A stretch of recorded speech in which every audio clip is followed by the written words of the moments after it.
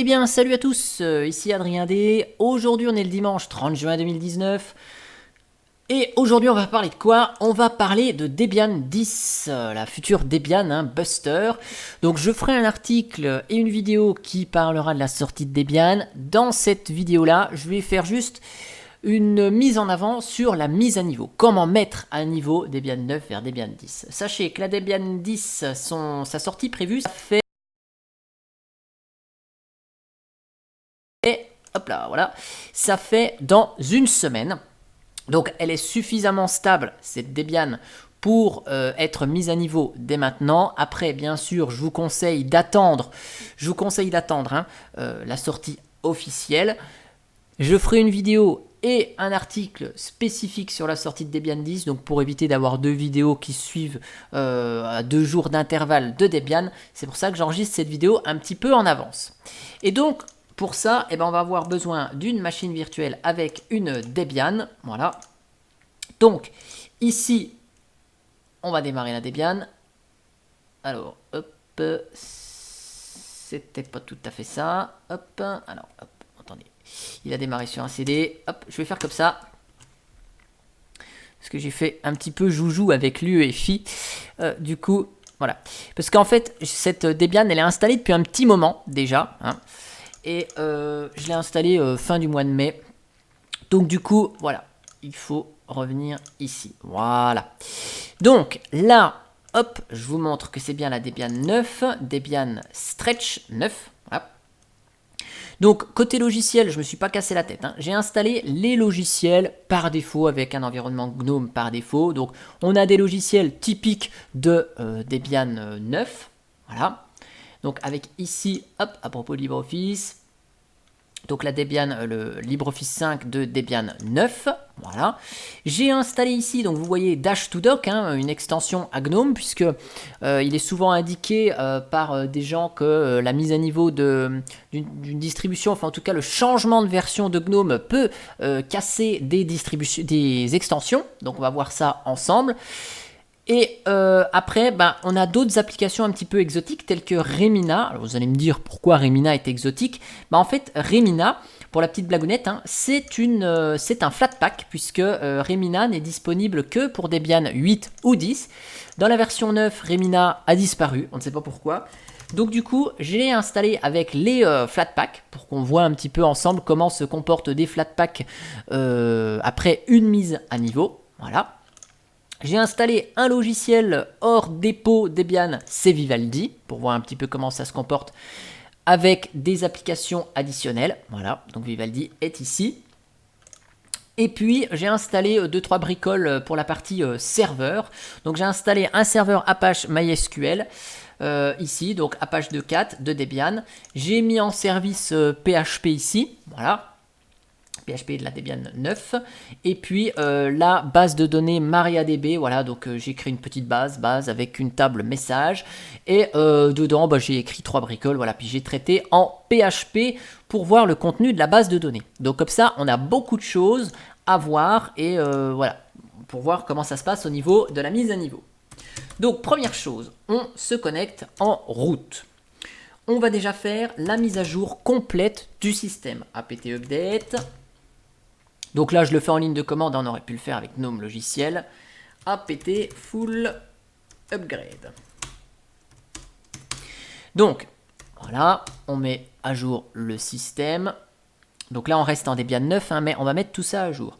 Pour prévoir la mise à niveau, on va désactiver tout ce qui va être mise en veille automatique, écran noir, parce que l'écran noir va verrouiller la session. Donc vu que GNOME va se mettre à jour, il vaut mieux que l'écran ne se verrouille pas.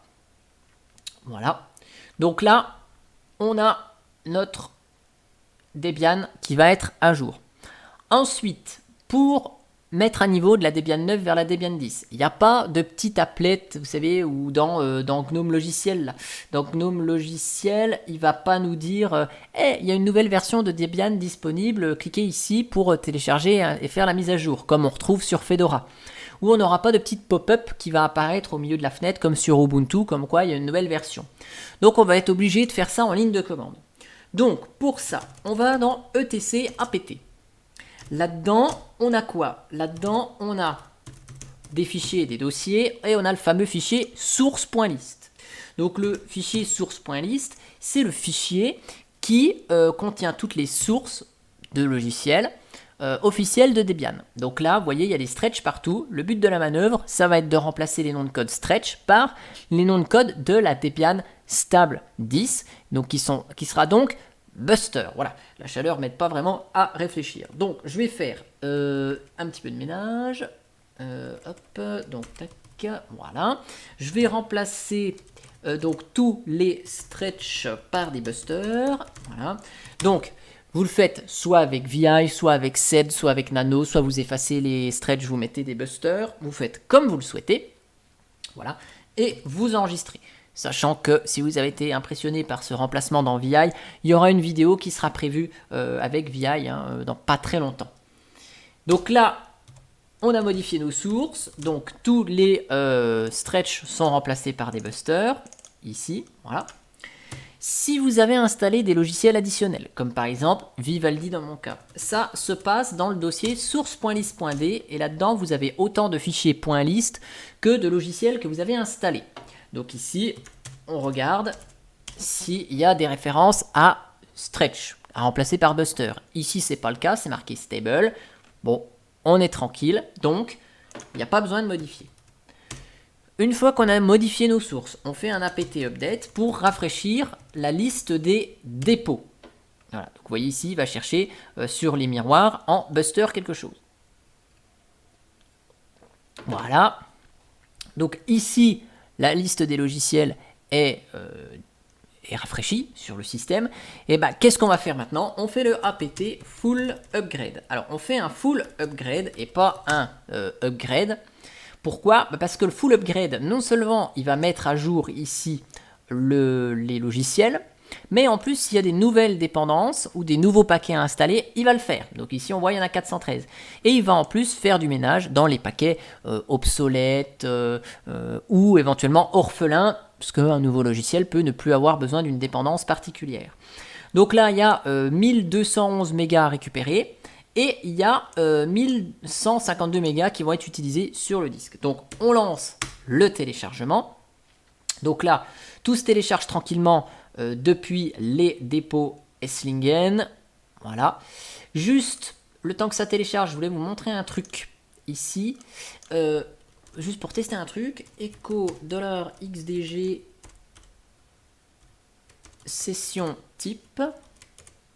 Je vais regarder. Donc ici, on est avec X11 sur Debian 9. Donc on va voir si on bascule avec la nouvelle version de GNOME sur Wayland. J'en ai strictement aucune idée. Donc on va voir ça ensemble. Je laisse le téléchargement se terminer et je vous reprends une fois que c'est terminé. Puisque après le téléchargement, mais avant l'installation, il va y avoir une petite étape à faire.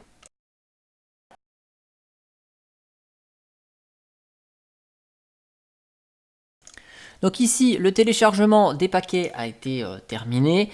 Vous voyez ici, il a bloqué un petit moment sur la liste des changelogs, donc c'est-à-dire qu'on a certains paquets qui nous affichent ceci. Voilà, donc on a une liste des changements qui peut être utile à avoir comme information. Donc voilà, ici apt par exemple, on a des informations sur apt, sur kubesfilter, sur glibc.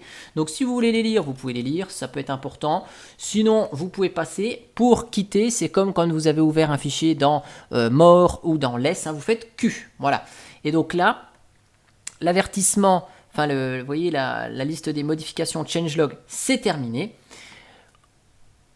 On a ce genre de messages qui peuvent apparaître. Donc, vous voyez ici, il y a des nouveaux paquets qui vont s'installer. Donc, on a des petites infos ici. Donc, on va faire OK. Vu que c'est un nouveau logiciel, bon, allez, on va le faire lancer automatiquement, même si par défaut, c'était un non.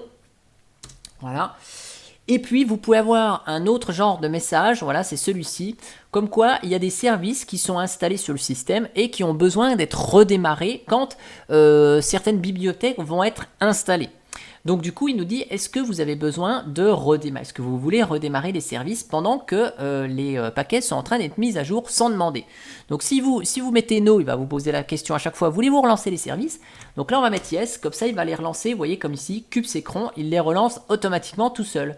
Et quand il va repasser sur un paquet qui aura besoin à nouveau de redémarrer kubectl ou d'autres services, il va les redémarrer sans demander notre avis. Dans tous les cas, vous voyez, là il est en train de le faire. Donc vous voyez, dans tous les cas, c'est pas très grave. Pourquoi? Parce que on va redémarrer une fois le système complet pour passer de Debian 9 à Debian 10. Il risque de nous poser aussi pendant la mise à jour une petite question, un fichier de config qu'on aurait changé par exemple, qu'on aurait modifié. S'il y a un fichier de config qu'on a modifié et que le paquet veut installer un nouveau fichier de config, il va nous poser la question de savoir est-ce qu'on utilise le nouveau fichier, est-ce qu'on utilise l'ancien fichier, parce qu'on a fait des modifs dedans. Donc j'espère qu'on aura la notif ici sur un paquet. Ça peut arriver si vous avez personnalisé par exemple votre fichier etc défaut grub par exemple, pour ajouter des lignes au lancement du noyau. Voilà, pour éviter que le nouveau paquet écrase même les nouveaux fichiers de configuration. Donc moi je vous donne rendez-vous dans 10 à 15 minutes en vrai, mais moi je vous accélère ici l'installation, ce qui fait que pour vous ça va durer 15 secondes même pas. Et si jamais il y a un petit message par rapport au fichier de config, je ferai un petit aparté dessus évidemment. Donc à tout de suite.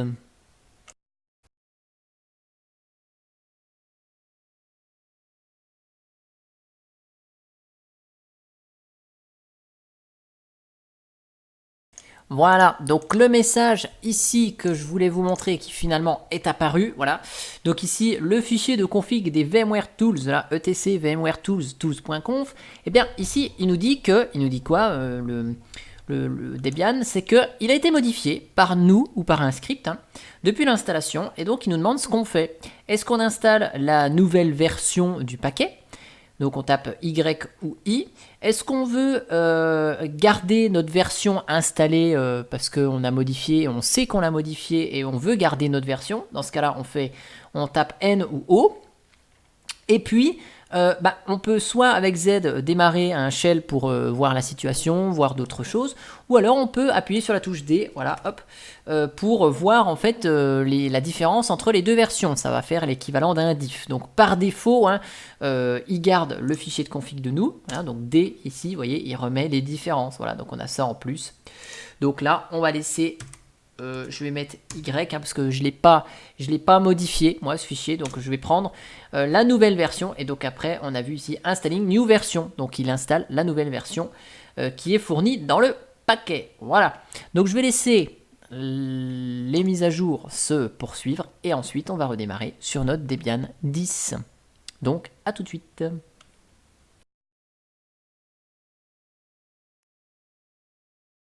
Voilà, donc la mise à niveau, elle est terminée. Qu'est-ce qu'on fait? Eh bien, on fait un petit reboot. Alors, par contre, le problème, si on fait un petit reboot, c'est qu'on a des services qui risquent de peiner à s'arrêter. Donc, hop, on va aller vite fait dans systemd, system.conf, voilà, pour aller, voilà, pour éviter d'attendre 1 minute 30, voilà, quand ici, le service s'arrête, il attend 90 secondes, donc on va éviter d'attendre 90 secondes. Hop, voilà, je vais modifier juste ça. Système CTL Daemon Reload, ça doit être ça. Hop, voilà. Reboot. Voilà. Parce qu'en fait, le problème, c'est qu'on a des services systemd, enfin des services qui sont dans les anciennes versions chargées en mémoire, mais avec des nouvelles versions en fichier. Donc, ils peuvent peiner à s'arrêter. Voilà. Donc, c'était la petite personnalisation maison. Voilà. Donc là, on démarre sur la Debian 10. Donc la petite manip que j'ai faite, vous pouvez la faire avec la partie stop des services, mais ne le faites pas avec la partie start, parce que certains services attendent que d'autres démarrent. Hop, voilà. Donc ici, on voit qu'on a quoi? Eh ben qu'on a déjà un nouveau panneau de configuration de GNOME. Donc là, on a notre Debian 10 Buster. Voilà, super. Donc là, hop, notre ami GNOME Logiciel nous dit que tout est à jour parce que tout est à jour. Voilà. Donc cette fois-ci, si on cherche Remina, vous voyez, on a et le Flatpak et le pas Flatpak. Donc ce qu'on constate déjà, c'est que le Dash to Dock, il est toujours là. Il est installé et il est fonctionnel. Voilà. Hop, hop, hop, hop. Voilà. Donc ça, il n'y a pas de souci. Ici, donc, on a notre GNOME qui va bien. Voilà, on peut rajouter par exemple la météo. Il détecte automatiquement ici la météo. Voilà. Donc je pense qu'il ne devrait pas tarder, à moins que j'ai bloqué la géolocalisation. Je ne sais pas. Hop, lieu automatique. Ouais, si ça marche bien, cette affaire. Ok. Donc le Remina ici, c'est le Flatpak. Hein, donc lui, il fonctionne toujours aussi bien. Hein, notre Remina Flatpak. Voilà. D'ailleurs, ce qu'on peut faire, hein, on peut le supprimer. Voilà. Hop, on peut installer le vrai Remina. Voilà. On va voir si on peut installer d'autres Flatpak. Par exemple, OBS doit être dans les Flatpak. OBS Studio, OBS Studio, OBS Studio. Voilà, on l'a ici dans les Flatpak, donc on va l'installer. On va vérifier que ça fonctionne bien. Voilà, donc le temps qu'il me récupère ça, on va vérifier d'autres choses, telles que le LibreOffice. Donc ça, c'est une application comment il s'appelle, de Debian. Donc lui, il a bien été mis à jour dans sa version 6.1. Voilà. Donc là, c'est nickel. D'ailleurs, si je vous fais le petit dpkg-l pipegrep office, hein, on va voir ici, voilà, hein, que c'est bien installé LibreOffice via dpkg. Donc ça, il n'y a pas de problème. Qu'est-ce que je voulais vous montrer d'autre? Donc ça, c'est bon. Vivaldi, je l'ai lancé, je sais même plus si je l'ai lancé. Donc hop, je le lance ici pour vous montrer qu'il marche toujours aussi bien. Voilà. Donc il s'est même mis à jour en version 2.6. Parfait. Voilà. Qu'est-ce que je... Ah voilà. On a tous les logiciels de la partie serveur. Donc le serveur web, il fonctionne bien. Voilà, on est passé de 2.4, je crois on était en 25 en 2.4.38. Cool. Ici, hop, donc on est toujours avec le PHP 7.0. Donc ici, la base de données MySQL, elle fonctionne. Hein, j'ai beau rafraîchir ici. On a toujours la base de données qui fonctionne. Hop. Donc là, si je vous fais ça, MySQL, enfin MariaDB, hein, use base, hop, desk show, par exemple show table, voilà, hop, select étoile, from message, voilà, super, donc on a bien nos textes, donc ça fonctionne bien. dpkg-l pipegrep php, donc ici on a et le PHP 7.0 et le PHP 7.3, donc il nous a pas enlevé PHP 7.0. Donc après, bon, si vous êtes expert en Debian, parce que je sais que c'est un petit peu compliqué avec Debian, hein, pour activer, enfin PHP c'est des modules, on a les commandes A2, nmod, enfin des trucs comme ça. Je maîtrise pas du tout, sinon avec un apt purge peut-être PHP 7.0 étoile. Voilà, on va essayer de faire ça. On va voir si... voilà. Systemctl, restart Apache 2. Apache 2. Voilà. Est-ce qu'on passe en PHP ici, direct 7.3 ou pas? Non, il y a peut-être quelque chose à faire de particulier. Il y a sans doute une commande à lancer pour installer PHP. Que je ne connais pas de tête, hein, parce que voilà, hop, apt list php 7.3, je vais regarder ce qu'on a, php search, il y a sans doute un petit connecteur ou un petit bricole à installer, je sais plus comment il s'appelle, le paquet lib php quelque chose, peut-être lib apache, voilà, c'est ça qu'on va peut-être installer, hop, apt install.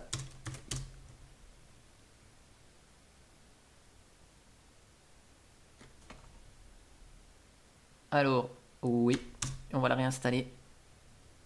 Peut-être, c'est ça qui a besoin de faire. Sinon,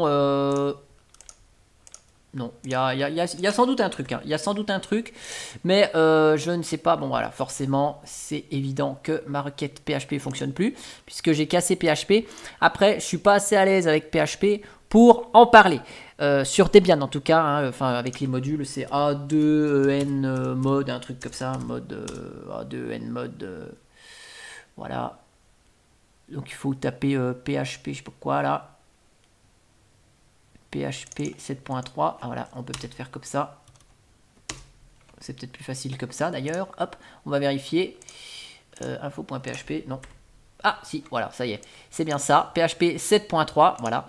Et donc, cette fois-ci, ma requête, voilà, elle fonctionne à nouveau. Voilà, donc, bien sûr, une fois qu'on a terminé, on fait donc Apache A2EN mode PHP 7.3. Voilà, ça doit être ça.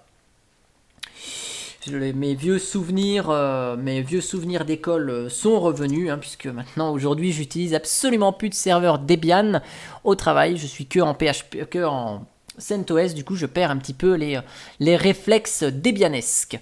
Voilà, et ben en tout cas j'espère que cette vidéo de mise à niveau de la Debian vous aura plu. Voilà, on va juste tester vite fait OBS Studio avec l'installation d'un Flatpak, voilà, pour vérifier que ça fonctionne bien. Donc ici, hop, OBS Studio.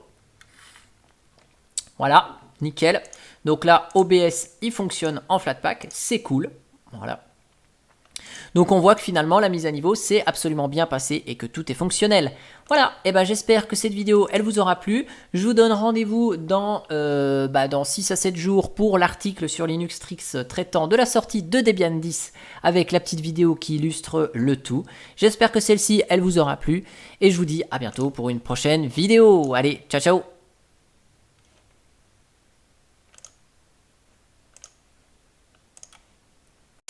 Juste un truc là, je reviens avec un petite post vidéo parce que je viens de monter la vidéo et de regarder à nouveau la vidéo, voir si le montage était bon. Et je suis parvenu sur un point, vous savez, j'ai testé si on utilisait Xorg ou Wayland et j'avais montré qu'on était en Xorg. Et en fait ici, si on relance le XDG session type, et bien par défaut maintenant on est en Wayland. Voilà, j'avais oublié de retester et de le préciser, donc je voulais vous ajouter cette petite précision post-montage. Et donc je vais remonter à nouveau la vidéo. Voilà, pour le petit oubli, c'est corrigé. Allez, ciao ciao.